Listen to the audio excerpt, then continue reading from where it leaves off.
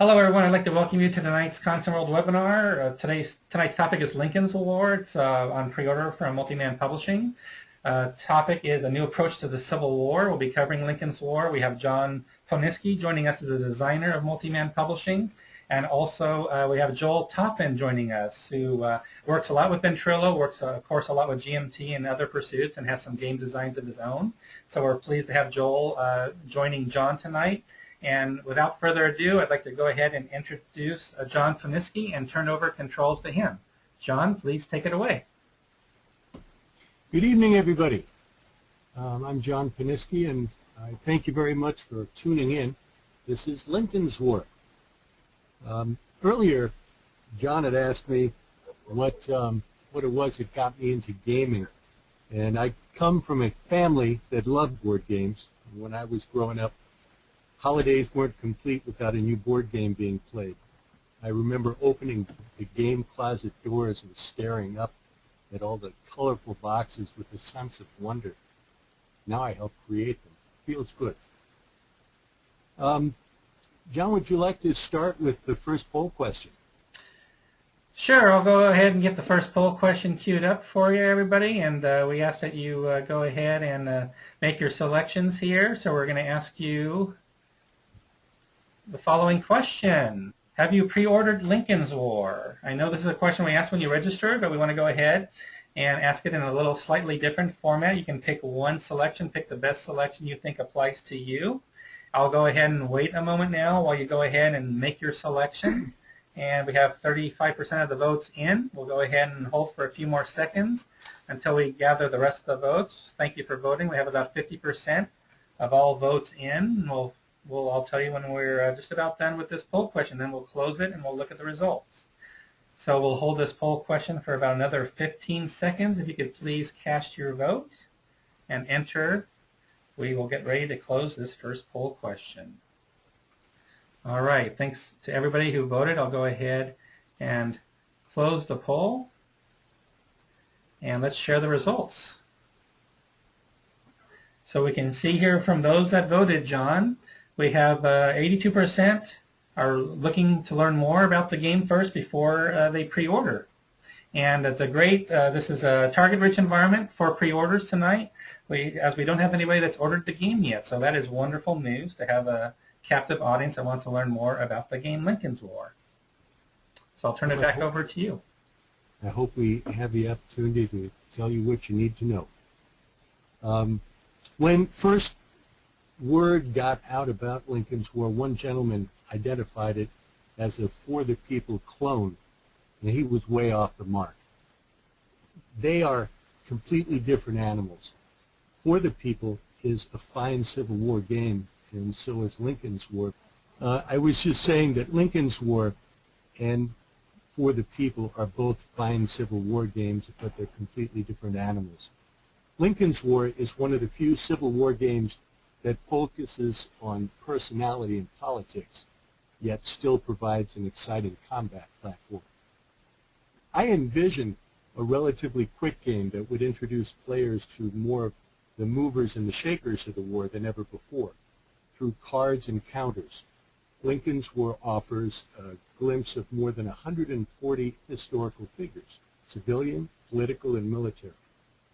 I also wanted to simplify play while increasing the tension, and I did so by reducing playtime of the entire war to 3 to 5 hours, while introducing multifaceted cards that provide a smorgasbord of options, overlaid with the political patina that allows players acting as Lincoln or Davis to accept or reject military advice or bank political influence for the future. Now, in addition, I dreamed of creating an entirely new combat system that did not rely entirely on dice, but on position, preparation, and intelligence.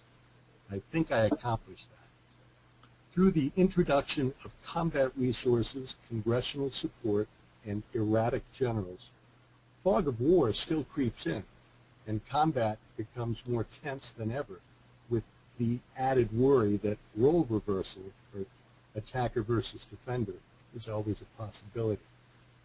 Now, many of you have heard me say before, when you finish a game of Lincoln's War, the clash of personalities and their choices always gives you a great story to tell. Like the time Sherman actually did march to the sea only to be killed when besieging Charleston, or the time Booth assassinated Grant, or the time Hood, beaten and wounded, beat back Lyon from Vicksburg with green troops, or the time Lee rampaged through Ohio only to find himself trapped, which forced Davis to invade Kentucky to save him. Some wonderfully bizarre scenarios, and that's the one thing that I enjoy more than anything else about Lincoln's War, is its replay. Would you like to try another poll question, John? Absolutely. Let me go ahead and get the next poll question ready. So here's our next poll question. Do any of you own any of the following games? Please note you can select both items. If you have both, please select all that apply.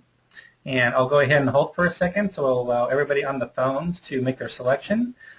So with that, I'm going to go ahead and close the poll and share the results. So here's the results, John. So quite a contrast. We have for the people, nearly everybody on the call, 88% own the game. And on the contrary, less than 2 out of 10 have Price of Freedom. So very interesting results. I'll go ahead and hide those now, let you continue. As I mentioned, through cards and counters, I introduced a treasure trove of Civil War personalities. The civilians and the politicos that I introduced into the game have probably never been included in a Civil War game before. Men like Northern characters, Stephen Douglas, Detective Alan Pinkerton, Lincoln's personal secretary, John Nicolay, and Governor Indiana Oliver Hazard Morton, or Southern patriots like the Secretary of War, James Seddon, the enchanting spy, Rose O'Neill Greenhow. I was trying to bring my personalities up. General in Charge Samuel Cooper, Governor of Alabama John Gill Shorter. I wanted to bring in as much historical flavor into the game as I could. Another poll question: what attracts you to Lincoln's War the most? Alrighty, let me go ahead and launch that poll question for everybody. So here you're only going to have one choice to make, but you've got an easy out. You can say none of the above, but perhaps one of the first three is the best fit for you. So we'll take time for everybody to consider their answer to this question. We have more than 60% of the votes in, so we're moving quickly here. I'll be closing the poll in a few seconds. 90% of the vote in. And great, 100% of the vote is in. So let me close and share the results. And there you go, John. Looks like we have unique game mechanics is getting called out mainly. And we have fans of the card-driven games as well. I'll go ahead and hide the results so you can continue with your slides.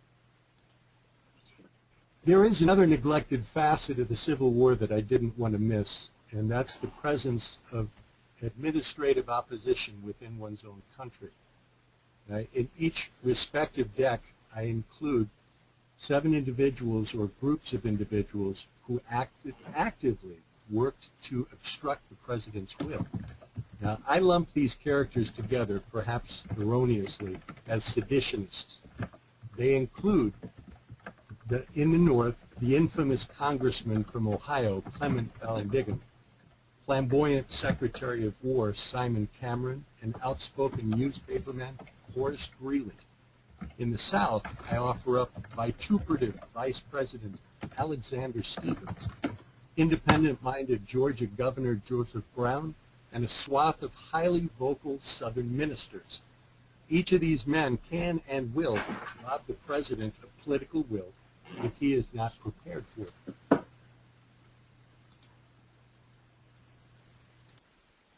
I also offer players the possibility of injecting into battle prominent personality traits into the game. The optional Peculiar General cards offer players the chance to draw one of 12 historical personality quirks and permanently attach the trait to an Army commander involved in combat.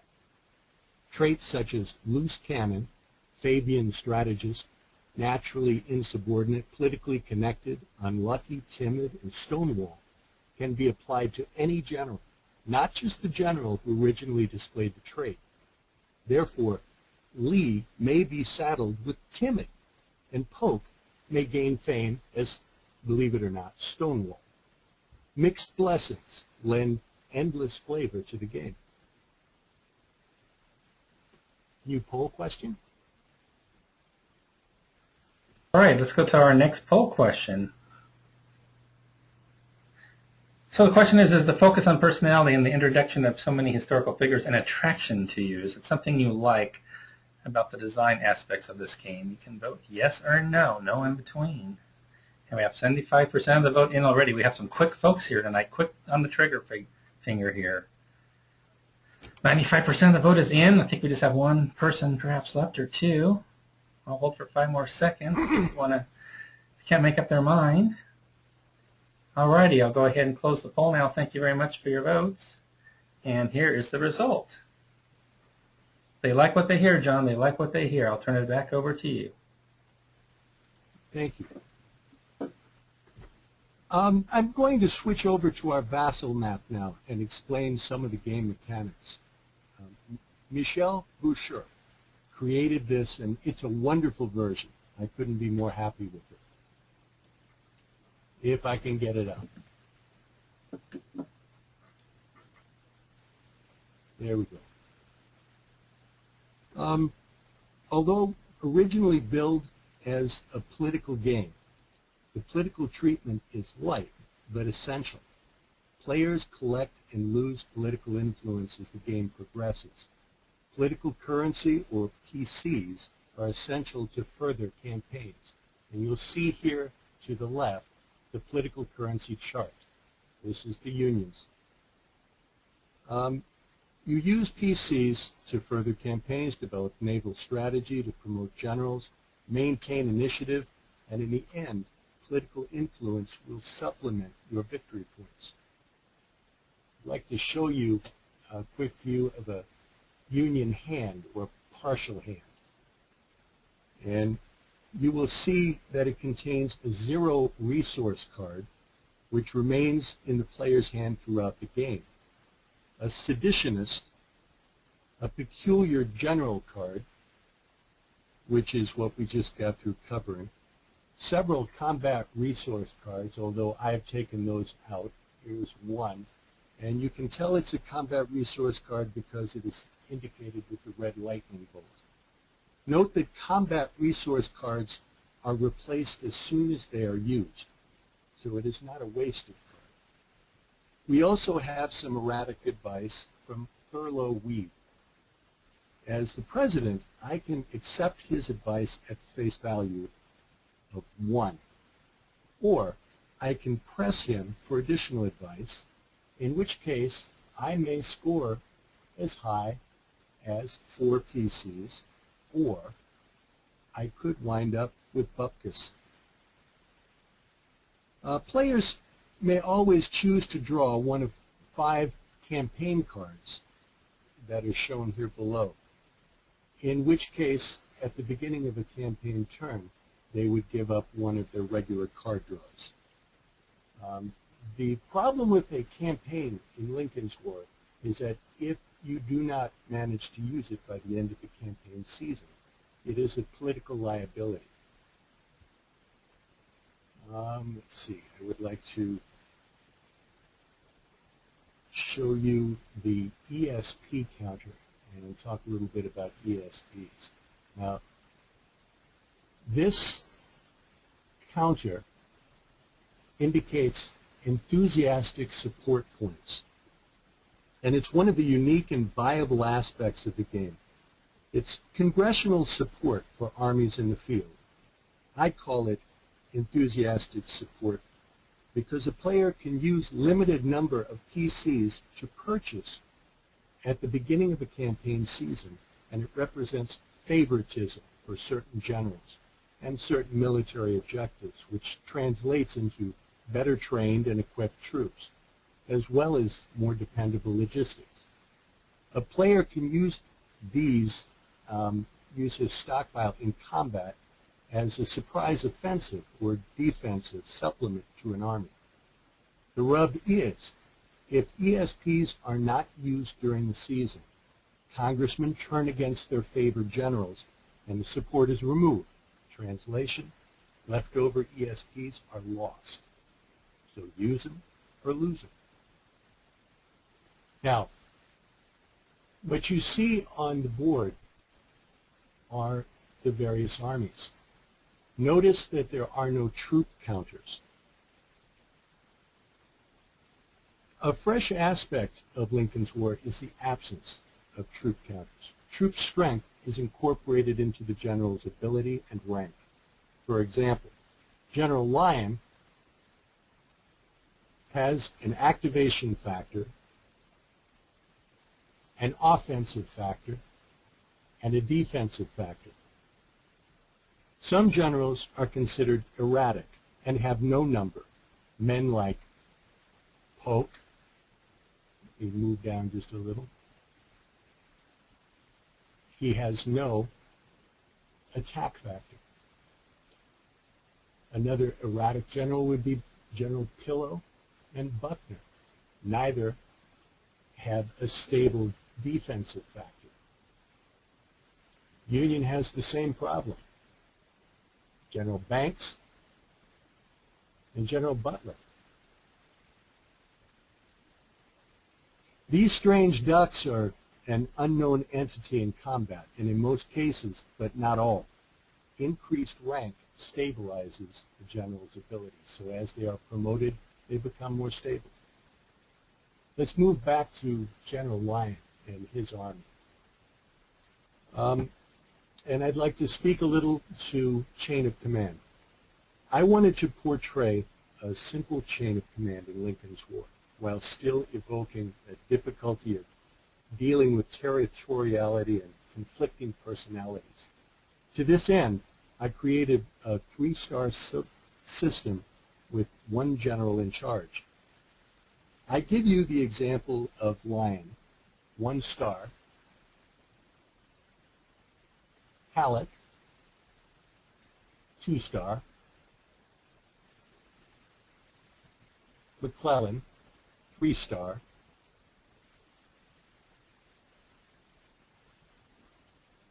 and as we move over here, beneath the GIC counter, or general in charge, is General McDowell, whom I, as Lincoln, have appointed my GIC over McClellan.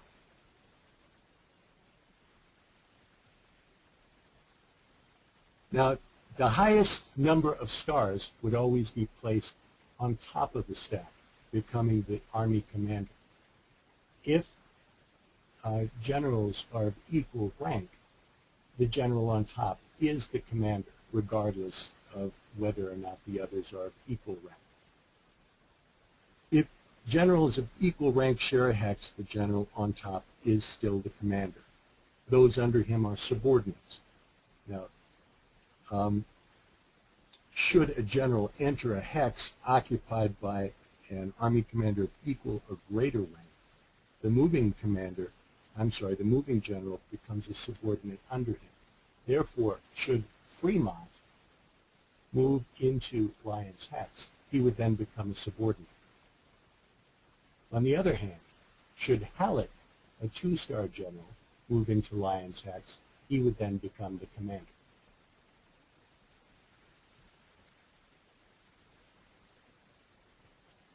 Probably time for another poll question, John.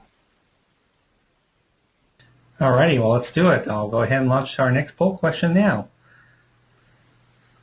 So the question from John as the designer is, given the brief introduction to the chain of command rules, should they be more involved, or are they just about right from what you've heard in the last 2 minutes? So go ahead and make your selections, and we'll close the polls once we have all the votes in. So we have about half we have 75% already voting, so we're almost done. I'll wait 5 more seconds before we close the poll.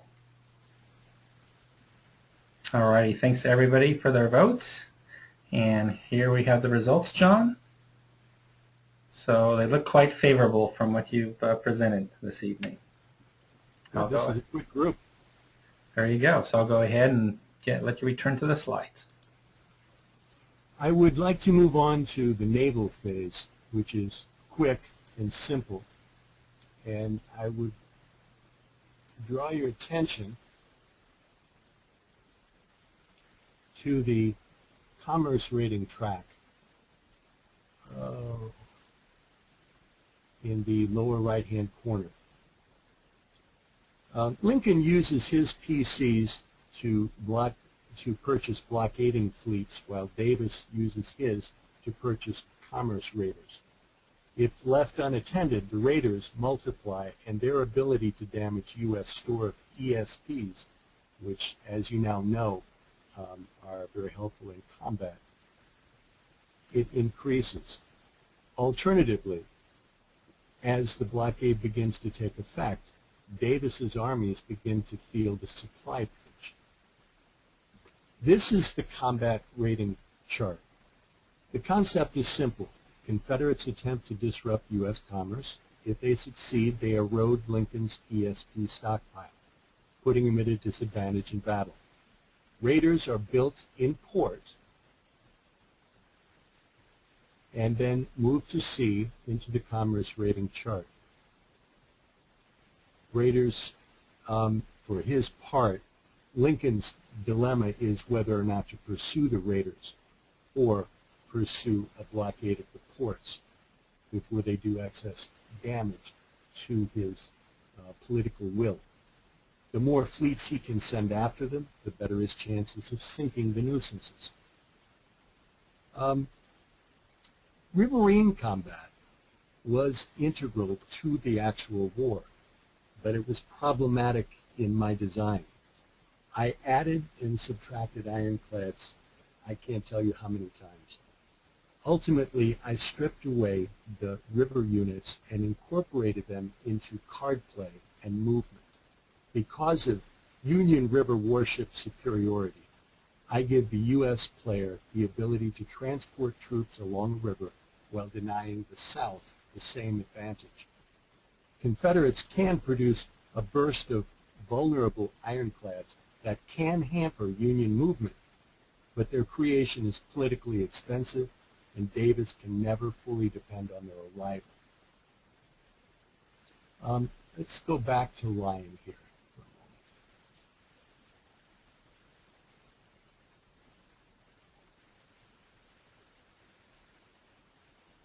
I want to bring you back across into the Trans-Mississippi for an example of combat. Now, Lyon is eyeing Springfield, Missouri as a pretty juicy target. So he gathers his army and he activates it with a card. Let me open up the hand and I will show you.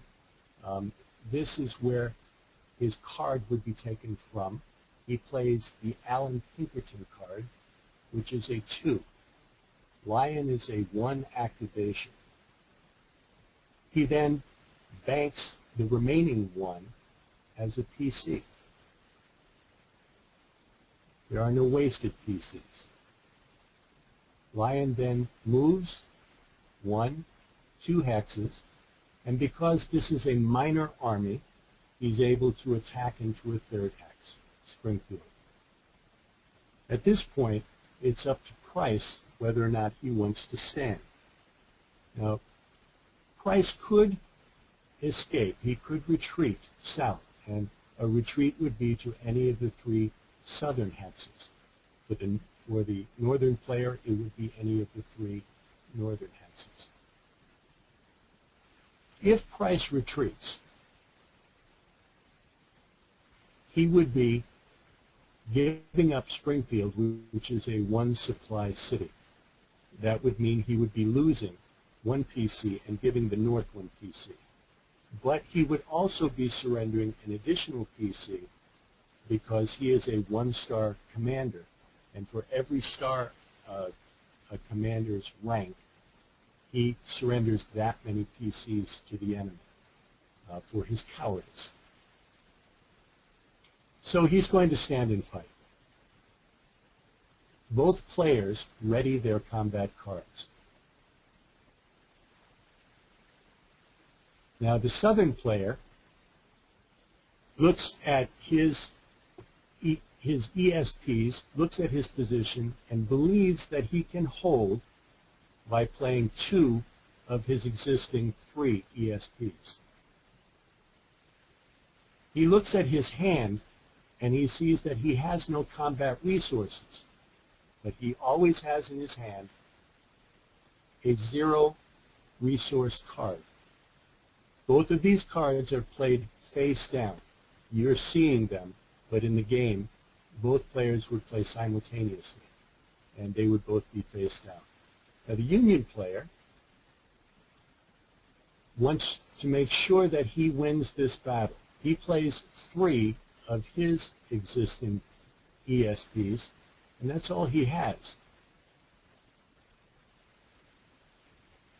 He looks in his hand, and he finds that he has a massed artillery resource card, which would lend +2 to his combat.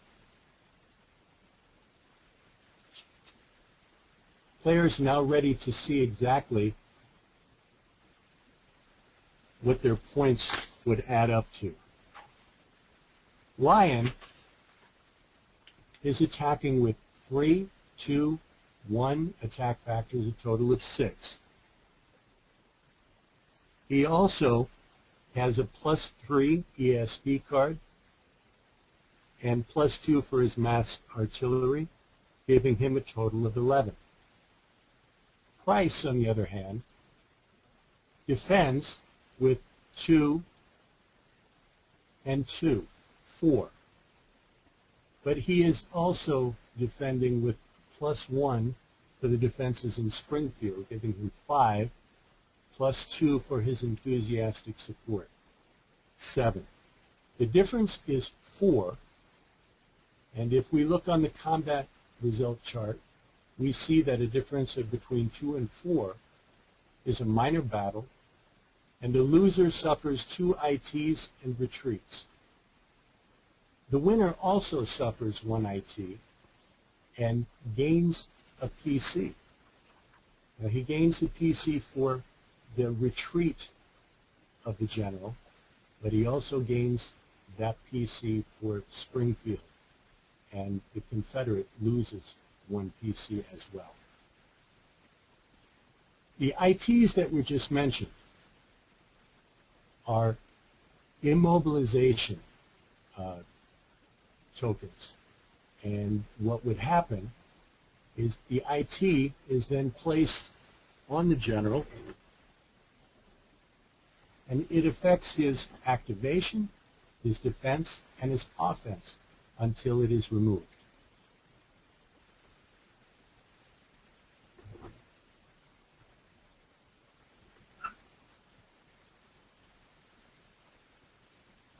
John, would you like to ask another poll question? Sure thing. Let me go ahead and launch our next poll question. So we've just covered some of the basics of the combat system in Lincoln's War. We want to find out how it strikes you. You have one choice here you can make, from interesting concept to, nah, it doesn't quite strike my fancy, or weak. So we'll go ahead and put the polls open. We'll leave them open so everybody gets a chance to submit their answers. We have about 75% of the votes in. So we'll hold for a few more seconds as a few more folks decide what they think of the combat system here. Great, we have pretty much all the votes in at this point, so I'll go ahead and close the poll and share the results. And we have a pretty solid margin. We have 82% find the concept quite interesting, and 18 finding it passable. I'll turn it back to you, John.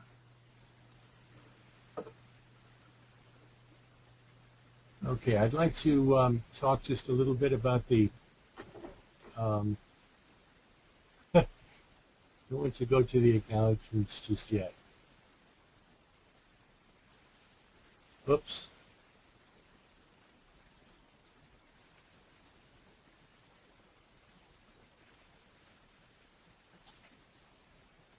The scenarios. There are three basic scenarios. The first is an introductory scenario of 3 turns. And I give you the difference in points from decisive to major, marginal, and draw. The tournament scenario is 4 turns in length, and it is similar. The decisive, major, and marginal points are raised a bit. Draw is the same. In the campaign game, which is 7 turns, there is no draw. 0 to 3 points is a win for the Confederate.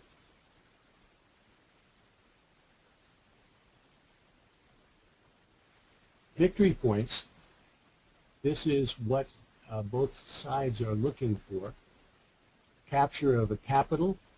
A one-time capture would afford a player 3 points. Remaining political influence, it's only a percentage of the political currency that is left at the end of the game that would be turned into victory points. Control of Missouri or Kentucky. Blockaded ports versus unblockaded ports. Delivery of the Emancipation Proclamation. Capture of enemy supply, and if you will take a look in the upper right, you'll notice that there are 2 numbers on every city. The first is the defensive factor, and the second is the amount of supply that that city affords. Control of the Mississippi, which is not taken into account in the first 2 scenarios. Political assassination. In this game, you have the opportunity to send assassins against both Lincoln and the Union GIC. If at the end of the game the South occupies any portion of the North, they get additional points. Any Confederate raiders in play afford the Confederate 1 additional victory point, and victory points are also earned for armies out of supply and rail interdiction. Would you like to ask the final poll question, John? Absolutely. I'll ask our final poll question for tonight, and here it is. So now that you have a better idea of how Lincoln's War works, do you see it as significantly different from existing Civil War card-driven games? Significantly different. Yes, no, or not sure, indifferent. Not quite sure. So I'll go ahead and leave that poll question open for a little bit. Have about 75% of the votes in. We'll hold for a few more seconds. We're at 88%. All right, last 5 seconds, final call for a response. And I'll go ahead and close the poll now. Thank you for your votes. And here are the results. So we have more than half thinking it's significantly different. 35% saying yeah, not quite sure. And 9% no. That was our final poll question. We thank everybody for your poll questions. However, we will be getting to general questions here shortly. So I'll go ahead and hide the results and return it back to you, John. Thank you. If anyone has any further questions, I'd be happy to entertain them. Great. So just as a reminder for everybody, especially if the sound wasn't working at the time, if you look at your control panel, hopefully you have it expanded out now, you'll see a few buttons on it. There is a button where you can raise your hand. If you click on the raise hand button, that will tell me that you want to talk either via your voice IP microphone on your computer, if that's how you've connected tonight, or if you're on your phone landline, I'll unmute your line and allow you to ask your questions. So I'll give everybody a chance to think about any questions they want to ask over the phone line, over the connection, and I will look for any raised hands. But in the meantime, I will go ahead and start with some questions which you can also decide to ask via the questions box. So if you don't want to talk, and you can simply opt to type your question into the questions box, and we'll start with the first question. Is from Michelle Bacher, and he asked, John, why did you choose to go to a diceless combat resolution system? Primarily because I don't roll well. Ah, okay. A very interesting answer. I've had several people tell me that when they play with me, they're glad that I have Poniske luck. Wonderful, wonderful. That is too funny. Okay, and again, just a reminder for everybody, you can raise your hand and ask your question. Actually, it looks like Michelle may have a question that he'd like to ask a follow-up to that. So I'm going to go ahead and just to give you advance notice, Michelle, I'm going to go ahead and unmute your sound so you'll be able to join us on this webinar now. And you can join us now and ask your question of John directly. Go ahead, please. All right, I believe I'm unmuted. That's correct. Thanks for joining us tonight. All right, no problem. It's past my bedtime, but this is it for us old retired folks. Okay. So actually, I was just going to ask the same question. I thought it might be better to ask it in person. From the point of view of a game player, the idea of diceless resolution has certain what is it? It's kind of appealing in a way because it's never left up to Chance. Random chance. Yeah. It's always a result of planning. Much like games like what is it? I'm trying to think. Diplomacy and stuff like that. So, right. So I was going to just mention that you know it's actually an interesting aspect, and it actually also sort of, I guess, models the situation where equally strength armies have, you know, are not going to actually try to engage each other in a big battle unless there's a lot to gain. Yeah, John, what's the reaction of the playtesters been to the diceless system? Have you got some? Well, I'm just giving you mine. Michelle is actually the gentleman who created the wonderful vassal board that you just got. Oh, wonderful! Thanks for doing that, Michelle. We've played we've played a great deal together. 7 games. Wow. For the most part, I would say that the playtesters have been very favorable about the diceless system. Although I have to say, it's not entirely diceless because we often run into having an erratic general involved in the combat, at which point you have that fog of war that you don't know what's going to happen. Right. Also, what we did not show at the end of that combat is that both sides, whether you win or lose, must check for commander casualties, at which point you are also rolling dice. Great. Well, quite a few more questions have come in. Thank you again, Michelle, for your question and also for this great Vassal module you did.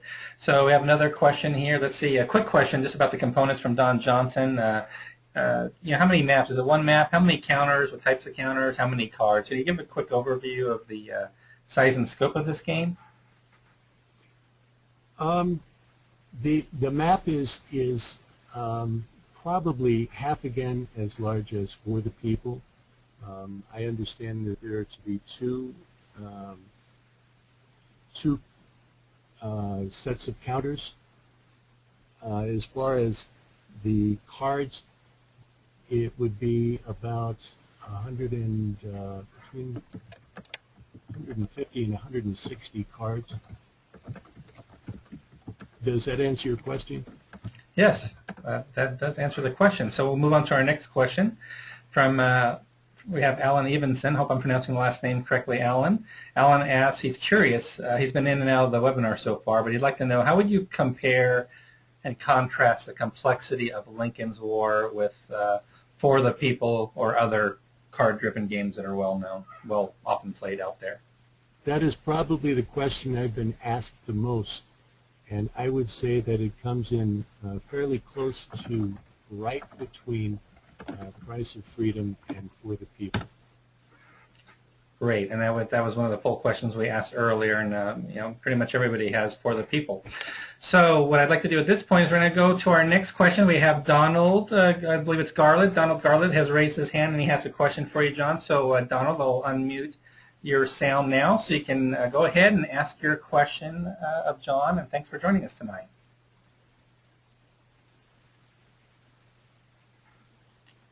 All right, Donald. There you go. We hear you now, Donald. Are you there? Well, I think we're having technical problems. Donald's voice is not coming through.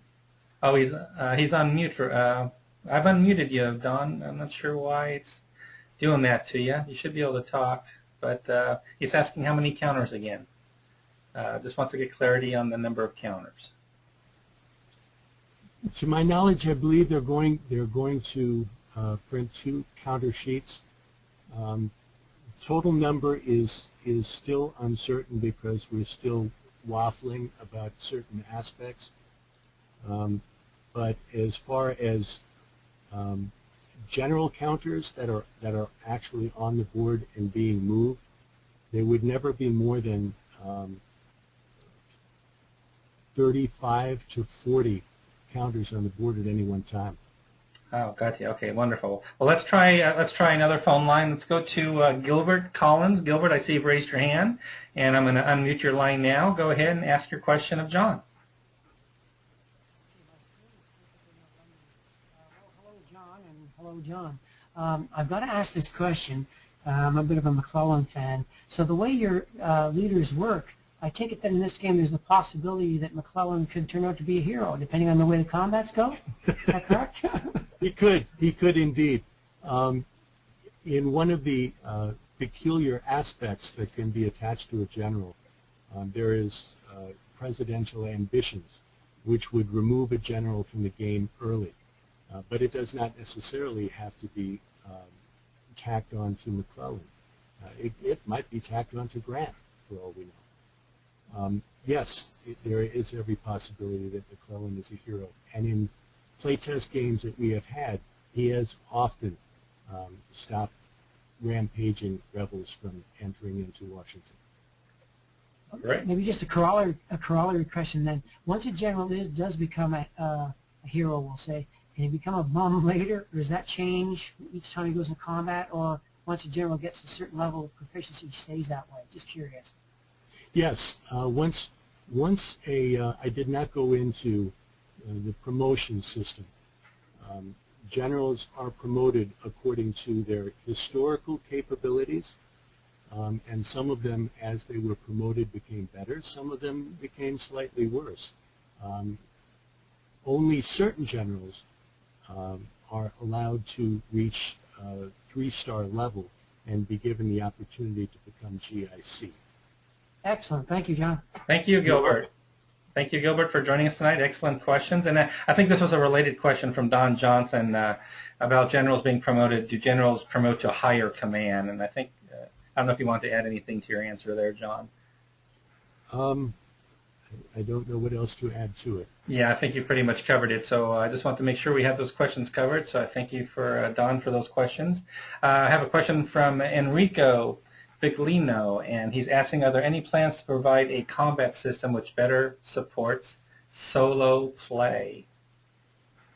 Interesting question.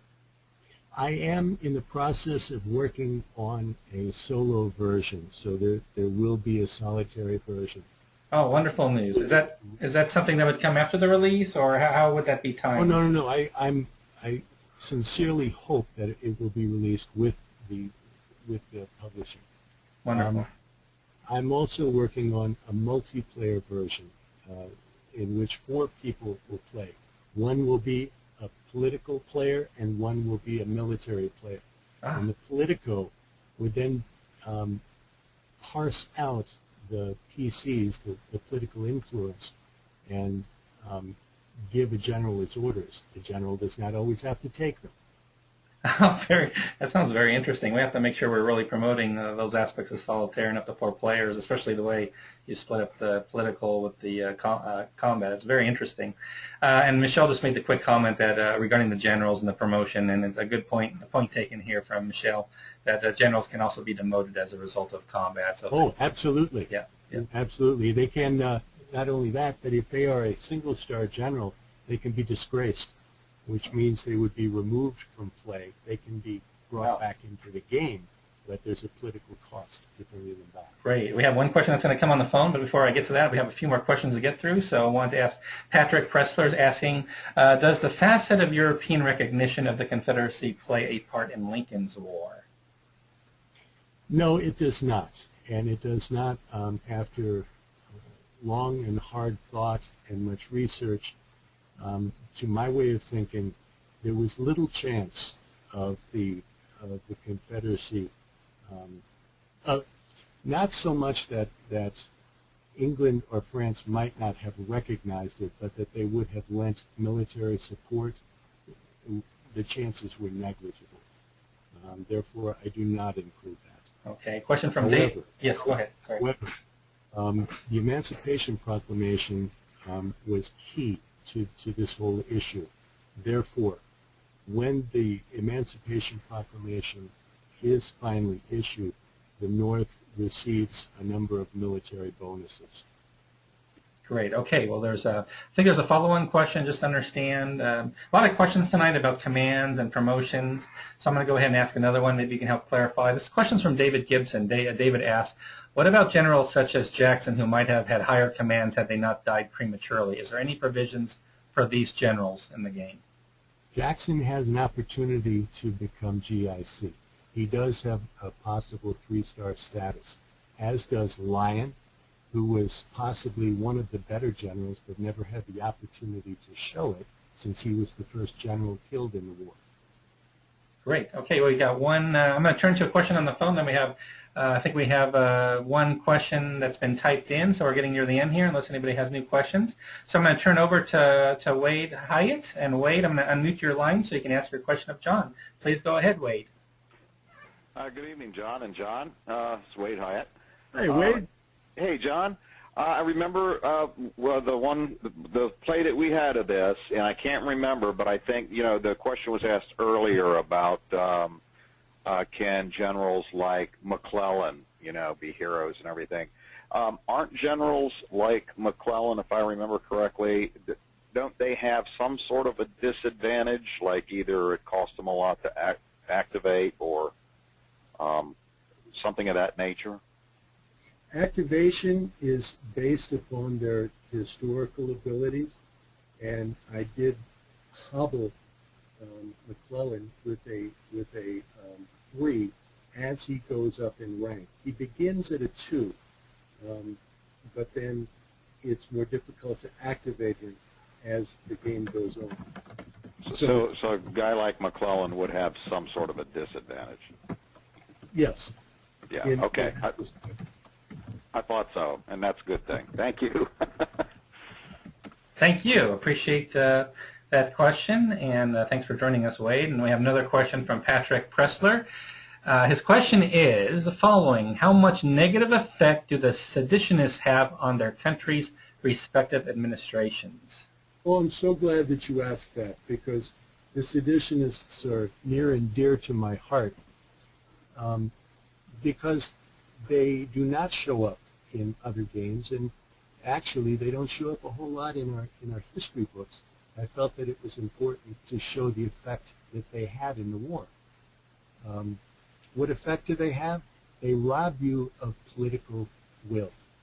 So if you have a seditionist in your hand, say one that is a -3, it's not as if he will definitely hurt you.